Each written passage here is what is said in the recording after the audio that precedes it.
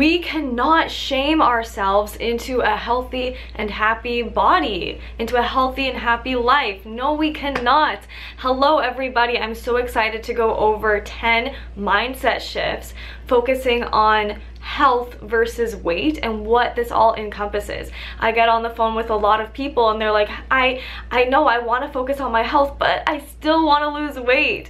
And I'm here to bridge that gap between making sure you're feeling so free, overcoming disordered eating, feeling like you have a really healthy relationship with yourself and with food, as well as feeling like you're setting yourself up for success with making sure you're not developing chronic disease down the road and you're actually still taking the steps to take care of yourself, right? We want to strike that balance between discipline and freedom and make sure we're not over controlling, we're not totally beating ourselves up 100% of the time, and we're not loosey-goosey eating dessert 24/7.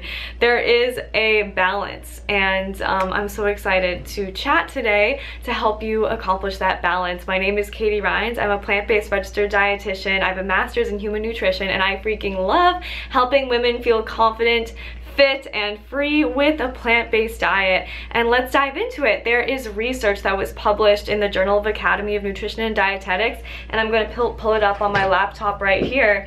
Weight-focused physical activity is associated with poorer eating motivation, quality, and lower intuitive eating in women. And this was published September 17th in 2018. And what this study went over is, it was a cross-sectional study that surveyed 1,674 women with 40 to 50 different questionnaires. And what this did is it saw, okay, depending on what your motivation was, what are your outcomes with your health, right? And what they found was women who were active to lose weight or to control their weight, those women had higher levels of regulated eating, lower reliance on hunger cues, more emotional versus physical driven eating, and lower unconditional permission to eat. So basically they had higher ratings of disordered eating scores when they were focusing on their weight and controlling their weight. And this is opposed to women who were active for health as opposed to their weight or their appearance. They were more attuned to their inner experience. They were more attuned to improvements in overall fitness and condition. They had greater appreciation and connection to their bodies. They had increased capacity to listen to their body's signals and practice intuitive eating. And they had intuitive establishment of what, when, and how much to eat. So just from that study alone, we're seeing how it's so, it makes a huge difference what our goals are. If our goal is to lose weight, or if our goal is to focus on health promoting behaviors, things like our energy, our mood, our stamina, how good is our digestion, how clear is our skin, how do we feel when we wake up in the morning. When we're focusing on those things as opposed to the number on a scale, we're a lot more likely to have a healthier relationship with food and with ourselves. So I also want to go over these different mindset shifts. So when we're talking about health versus weight, we really do get to choose what perspective we have around our weight as well. So health, we can look at the weight on the scale and be like, okay, cool, that's how much I weigh. Yeah, health would look like a different number, and it's not anything to do with my self-worth, right? I know I'm beautiful, I know I'm amazing, I know people love me. That number changing doesn't have anything to do with any external factors besides what that number is and it letting me feel empowered to take care of myself.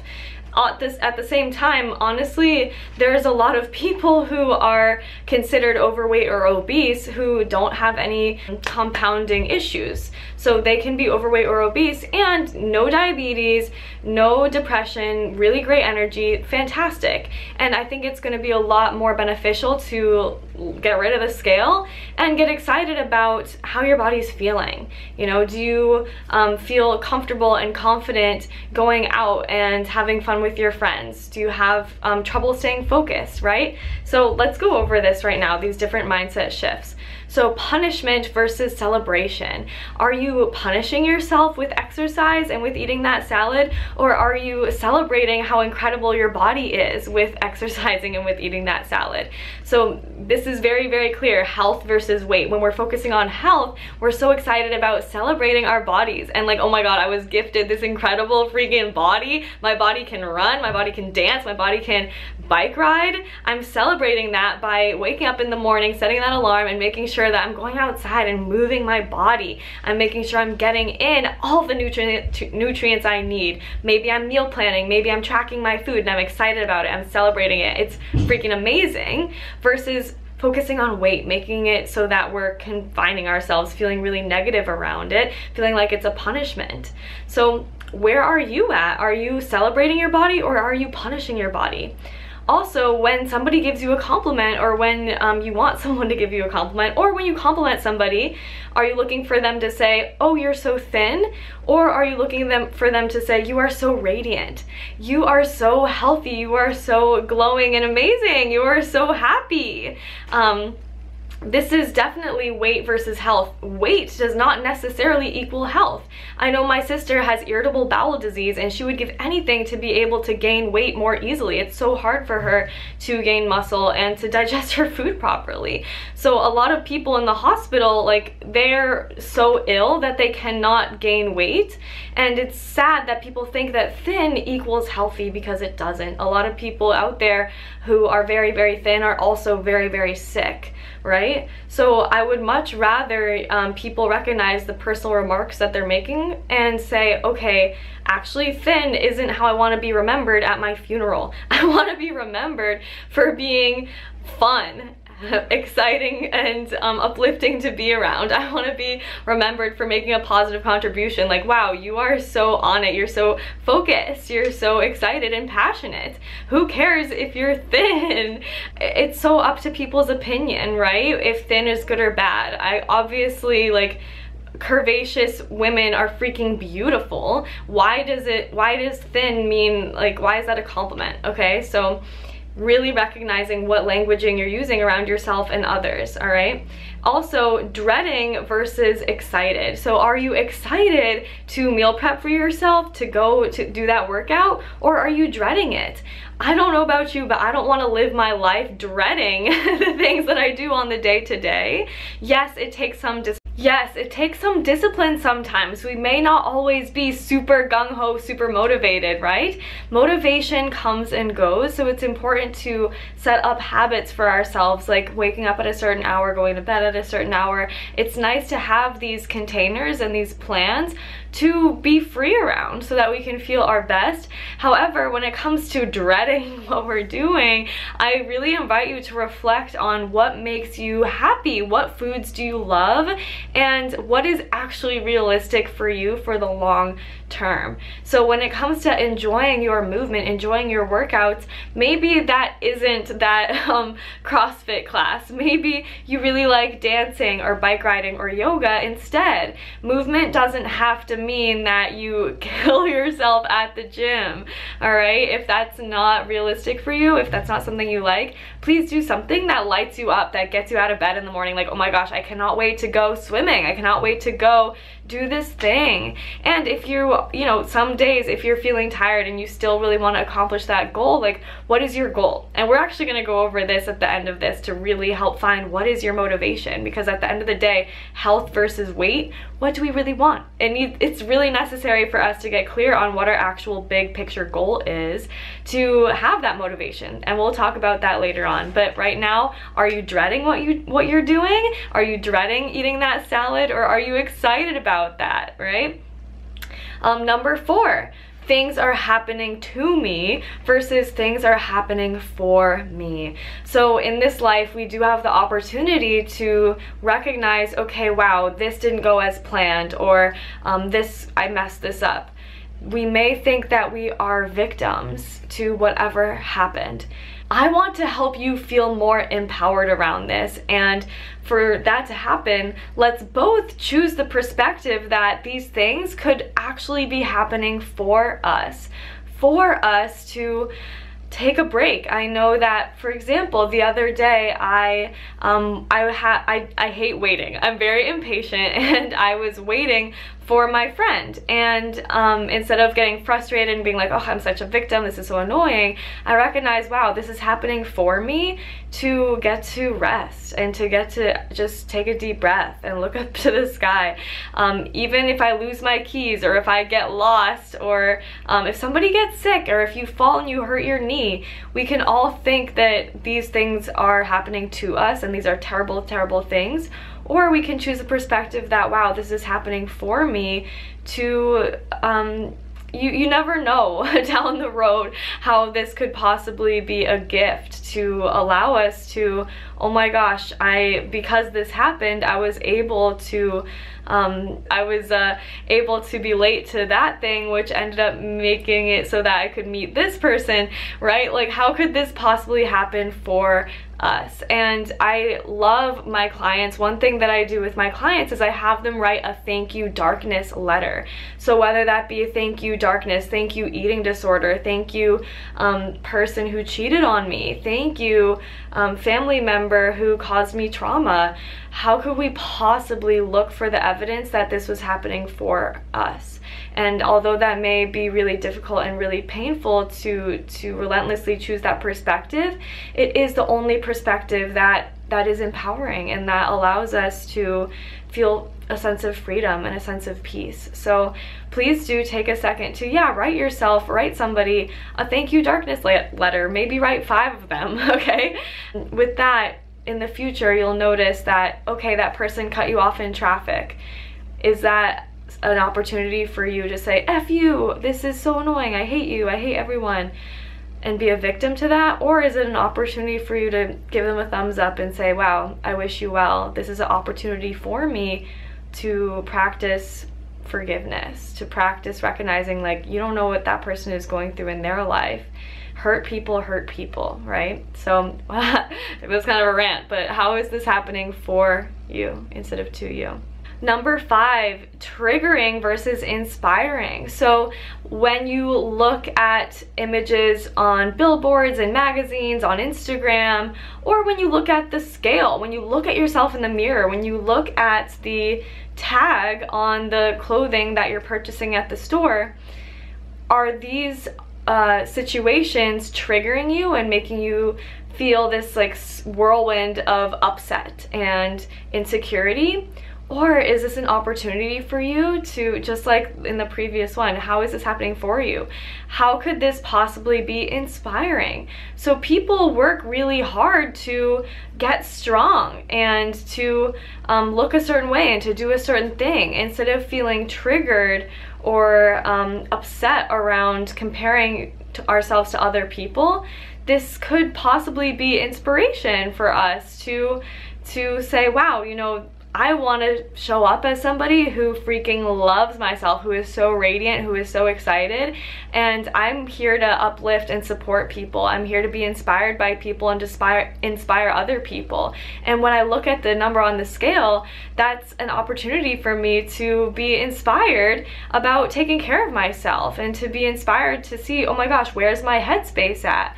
We cannot control every single sensory input that we get, whether it be like music or it's just impossible, right? When you put on that shirt and it doesn't fit you and you need to go a size higher, recognizing that, okay, this could be a situation where we're creating a story in our heads about what that means about us. Does that mean that I'm not good enough, that I'm too big, that I'm too small, that I'm too blah blah blah?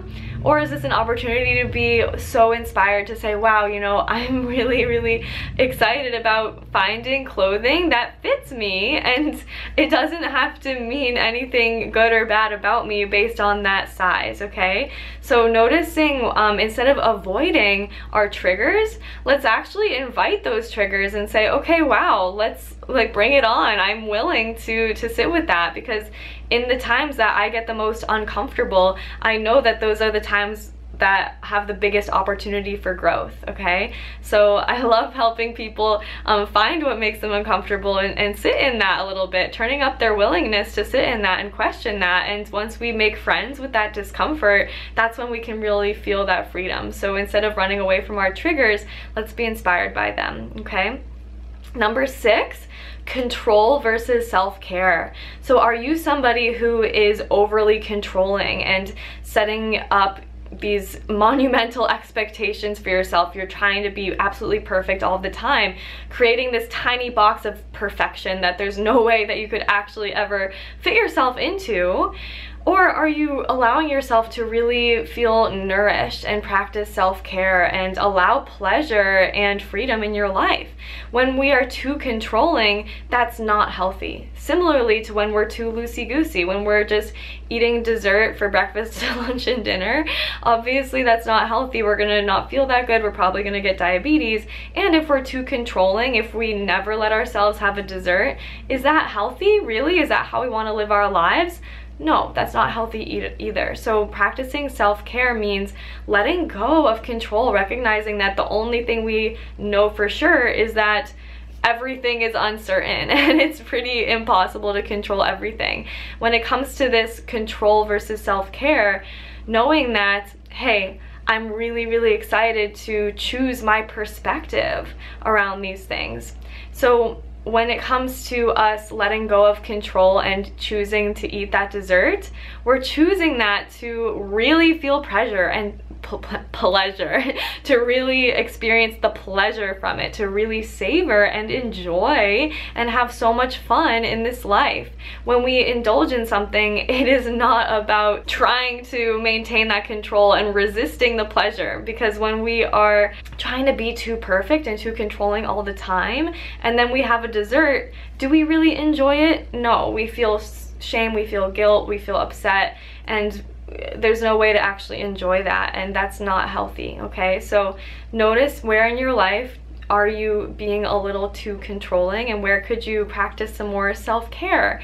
And self-care, that means taking a long shower, really letting yourself enjoy, letting yourself experience pleasure, have fun, okay? When we love ourselves and are able to take care of ourselves, that is really necessary for us to have a healthy relationship with food. Because if we're choosing food for comfort and for care, that's obviously going to lead to binge eating down the road when we're really having those emotional ties with food. So let's fill our own cups with self-care in other ways. And of course, food is necessary for self-care. So let it be an act of self-care, not an act of looking for control, okay?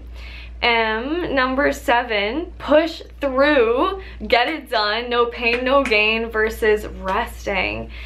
Are you somebody who thinks it's unproductive to rest? You are probably somebody who's very familiar with burnout. I know this way too well personally. It's crazy how hard it has been for me to wrap my head around this idea that taking a break in the middle of the day is actually very productive. There's no way for me to give all of my energy and to do all of the things I want to do if I'm just go 100% of the time. Do you relate to this? So please recognize your headspace. What beliefs do you have around, for example, taking a 20-minute nap, meditating for 10 minutes in the middle of the day, taking a walk? Are you okay with this? Are you okay with not exercising and with any fear, any anxiety, any discomfort that comes up when you let yourself rest? Do you have the willingness to sit in that and to say, wow, you know, I'm feeling uncomfortable from taking a rest day. This is interesting. Your body thinks that you're gonna be super unhealthy if you take a rest day. Your body thinks that you're gonna blow up like a balloon and develop diabetes in one day. That's not gonna happen. Recognizing and questioning these feelings and these thoughts that come up. Is it really the truth that you're lesser of a person and that you have failed if you take a break or if you rest? Absolutely not. Resting is so important. In fact, we cannot build muscle. We cannot possibly continue to live a healthy, active lifestyle if we're always go, go, go and we never let ourselves rest and listen to our bodies, okay? So rest is productive. Okay, almost done. 3 more. Number 8 is restriction versus balance. This one pretty much speaks for itself. We have got to get over this concept of bad foods being bad versus balance. Are we allowing ourselves to, just like I mentioned earlier, to really enjoy, really savor every celebration, every delicious treat that we love, every indulgence? If we are not really enjoying, we're probably overeating and we're probably not satisfied with our lives. So this restriction, it's more of a mental restriction than necessarily a physical restriction. And restricting pleasure, it overflows into all aspects of life. Do you let yourself just sit and watch a movie? Do you let yourself go out with your friends and have fun? Do you let yourself, you know, whatever it is, in the bedroom, do you let yourself fully receive? And yeah, when you eat that ice cream cone, do you really let yourself enjoy it?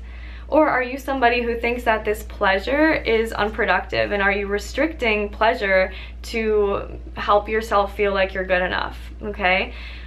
Balance is key. It is so important to recognize that, yes, eating a salad is healthy. However, eating one salad doesn't all of a sudden make us healthy, just like eating one brownie doesn't all of a sudden give us diabetes. And a lot of people think that they enjoy food too much, and that's why they think about food all the time. But in reality, you're thinking about food all the time because you're not enjoying your food enough. You're not allowing yourself to fully enjoy your food enough. So let's move on to the next one. I hope you're really enjoying these so far. I hope you're relating to these. Number 9 is guilt versus freedom. And this really does go hand in hand with restriction versus balance. So we are not going to feel guilty when we are practicing food freedom, right? Because we have the capacity to trust ourselves, to trust our intuition, and to know that, yes, on the day-to-day, I'm so excited to take care of myself.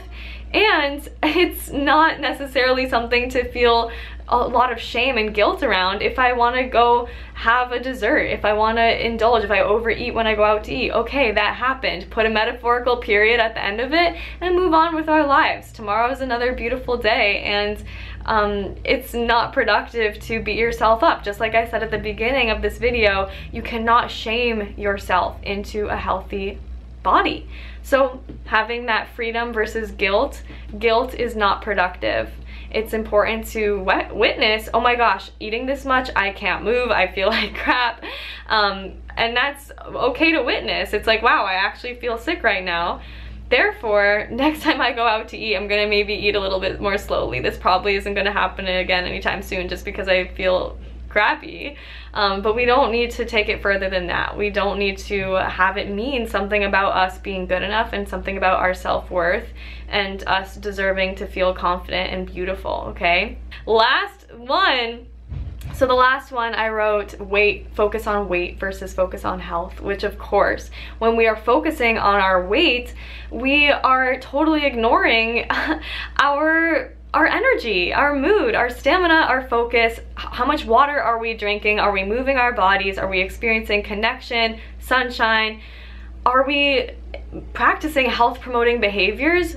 Weight does not reflect that, and I already talked about this. When we're focused on health, just like that study that I talked about, when we are focused on health, we are so much more likely to feel happy and to feel free and to trust ourselves and to get excited about everything that we've got going on. And weight, it's so silly to focus on weight because obviously muscle weighs more than fat. Our water is heavy, so if you drink water, if you have to pee or have you gone to the bathroom, like, weight is not a reflection of health, okay? So please, if you get anything from this, one more, I'm adding number 11, you get to take care of yourself. You do not have to. Really embracing this idea that, wow, I'm so excited, I love my beautiful body, I love taking care of myself, I love feeling like this vibrant, free-flowing, beautiful, excited woman. that stepping into the role model that I want to be in the world by taking care of myself. I get to do this. I don't have to go exercise. I don't have to eat this salad, but I want to. I really get to. And let's finish this up with a motivation exercise. So I do this with some of my clients. It's the 7 steps to motivation. So I'm curious, what is your goal? What would you like to accomplish? And a lot of my clients, they say, well, I want to lose weight. And then we say, why? Why do you want to lose weight? And it's like, well, I feel like I would be more confident. Why? Why do you want to be more confident? I want to be more confident so that I can do a better job at work. Okay, why do you want to do a better job at work? And you ask this 7 times, and then by like number 6 or 7, my clients are crying on the phone saying, wow, I just want to be a good role model for my kids, and my parents weren't there for me, and I just want to be there for them, and it's so important for me to get to really be healthy and energized so that they can see that it's possible to live a healthy lifestyle and blah, blah, blah, blah, blah. What is the root? What do you really want? And when you look back to your initial goal, that weight loss, is that necessarily equal to the big picture goal that you really want? So please do that exercise with yourself. Go ahead, take your journal out, write down what it is that your goal is, and then ask why.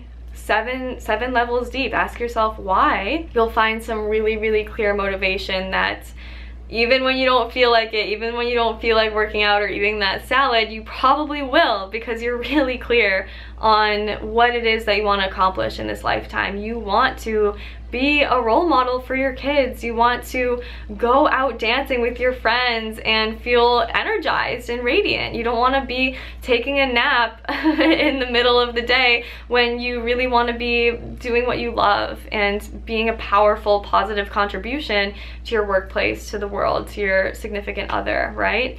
So that is all for today. This was long-winded and I really think it was necessary. I hope you liked it. Please do comment. Let me know which mindset swap resonated most with you. And again, I am a plant-based registered dietitian. If you would like to hop on a phone with me for a free initial consultation, I'd love to learn more about you and see what we can do to help you feel free and confident and strong with plants. The link to apply for that is down below. And I hope you have such a beautiful day, all right? Give this video a thumbs up, subscribe to my channel if you have not subscribed yet, hit me up on Instagram at vitamin.katie, and you have a beautiful freaking day.